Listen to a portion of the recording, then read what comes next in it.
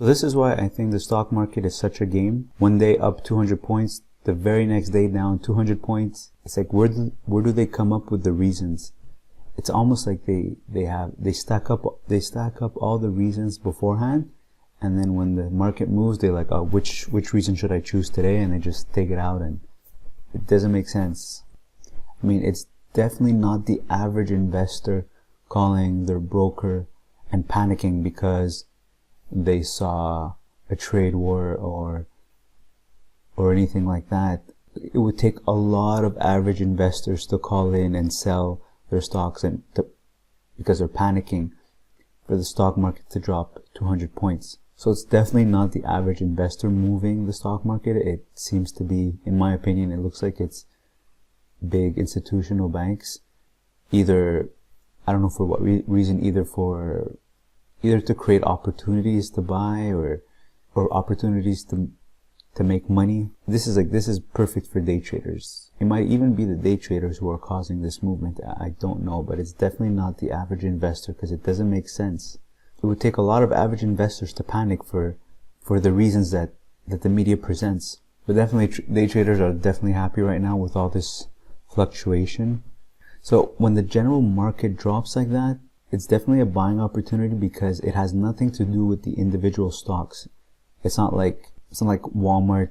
It's not like Walmart presented bad numbers or presented a flaw in their operations, so it has nothing to do with individual companies. It's when the general market is down, I see it as a buying opportunity because it doesn't concern the individual companies. And eventually when the general market goes back up, then easy profit. So the issue is to have enough liquidity to take advantage of these corrections or these drops. You could either buy the index fund that represents the whole market, or you could pick and choose any individual stock that dropped because of the general market dropping. You could probably pick the one that's dropped the most. So yesterday I bought some HMC, Honda Motor, at 29.3. The lowest yesterday was 29.09. So I'm happy with that price. I'm happy with that stock. It's a stock I wanted to buy for almost 2 weeks now. So as you can see, big drop in the last 5 days, but I definitely have confidence in Honda. It might drop a little bit more, but I'm happy at that price. 1 year target price is 35 according to Yahoo Finance and other reports. It pays 3% dividends, and it's a company that makes $1 trillion in profit, $1 trillion in profit. So I've really got nothing to worry about. Just a matter of time, it's going to go back up, make my 10-15% and sell. See, this whole market fluctuation, the huge drops makes you almost want to change your strategy. Like sometimes I think it's probably best to just buy stocks when they're low and just keep them forever. Keep collecting stocks when they're low and just keep them forever to collect dividends, and just to avoid the headaches and the stress of these short-term fluctuations. Regardless of which strategy you take, I think you should definitely buy when it's low, when there's market corrections like this, or when there's a market crash. Definitely buy when it's low.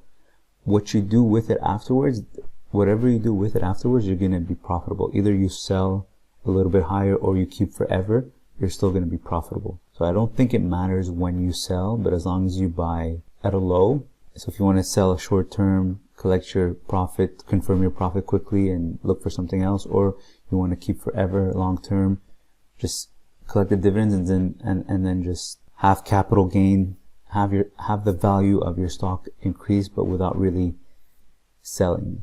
But what bothers me with that is, as you can see, it goes up and it could go back down lower than the price that you bought it at. So I would feel disappointed not confirming the profits or missing out on profits.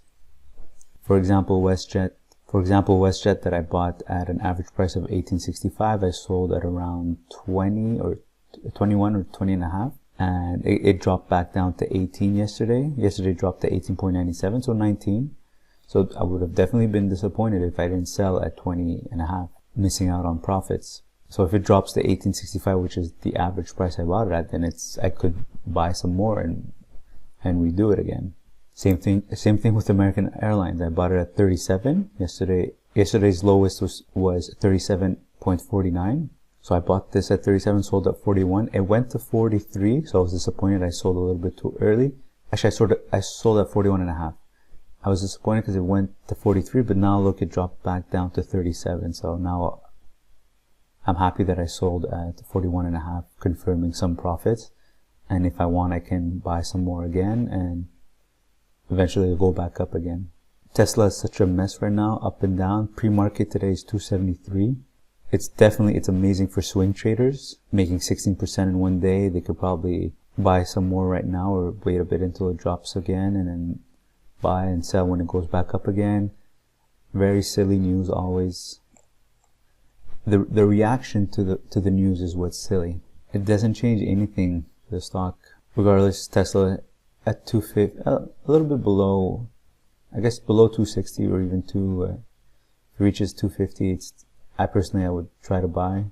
Got Alibaba dropped also yesterday in the 150s. I personally bought it at 164, but it would be a good opportunity in the 150s. Bank of Nova Scotia also dropped yesterday, reaching 74.64.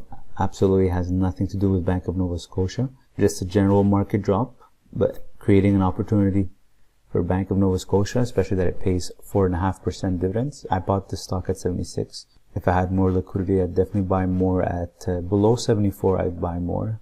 Now for those who love dividends, this is a great stock to buy. Dividend 15 Split Corp. It dropped pretty hard yesterday. I think it even reached a 52-week low. Yeah, it did. It reached a 52-week low, 9.3. So this stock pays about 10 cents a share. So right now that equates to 12% dividend per year. So if you buy the stock at this price, you would be getting around 12% a year. Here, let's calculate it. Yeah, you'd be getting 12.7%. And what's great about this mutual fund or this stock is that they've never missed a dividend payment. So it's the most consistent product from the company that produces this or created this mutual fund called Quadravest. So it's the most, you can see in the news here, declares 174th consecutive monthly distribution. So that's good. You have the Dividend 15 Split Corp 2, which is DF.TO. This one pays right now 22% dividend per year, but it's not consistent in paying out the dividends. But even if they miss a few dividends, like I mentioned in my last video, you're still going to be very close to 20%. So they're both very good, but if you're less risk tolerant, DFN.TO would be a better choice.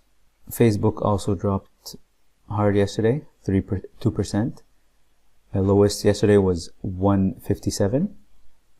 So definitely starts to look attractive again. Want to buy some more if I had more money. H&R Block, well, this is another stock I'm happy I sold because I think I sold at close to 26, but I bought at 23. And it's just been fluctuating between those prices since then. Yeah, creating probably another buying opportunity if it drops again. Beautiful Pepsi. This stock I bought at 100. Sold at 112 or 110, I don't remember, but yeah, so it reached 112, but now it's dropping again. Looks like pre-market is 105.9. If it reaches 100, if I have money, I'm definitely going to buy some more. 1 year target price is 117, so that's great. 3% dividends, and it's Pepsi, not going anywhere. So yeah, definitely a good buying opportunity with Pepsi here if it reaches 100, but it looks like it's on its way to reaching 100. And you've got Walmart. Since their latest good news when it reached 100, it's been dropping since. And today's pre-market is 93.89. This stock I had bought at 86, I believe, and sold at 100. So if it drops back down in the 80s, look, it's definitely a good buying opportunity. Even at this price, it's a good buying opportunity if you're long term, but personally, I'd feel more comfortable buying it in the 80s. So now it looks like stock market today is also going to drop because of Friday's job report. Ridiculous. Just another reason to explain the market fluctuation. I mean, that's the importance of having always available cash, not putting everything in equities, making sure you have some liquidity so that you can buy in these corrections, in these dips. Because it looks like today the stock market is also going to drop hard. Alright, if you have any questions, leave them in the comments below. If you can open an account with Questrade to trade on the stock market, use my referral code in the description below the video, so you can get between $25 and $250, depending on your initial deposit. Alright, thanks for watching.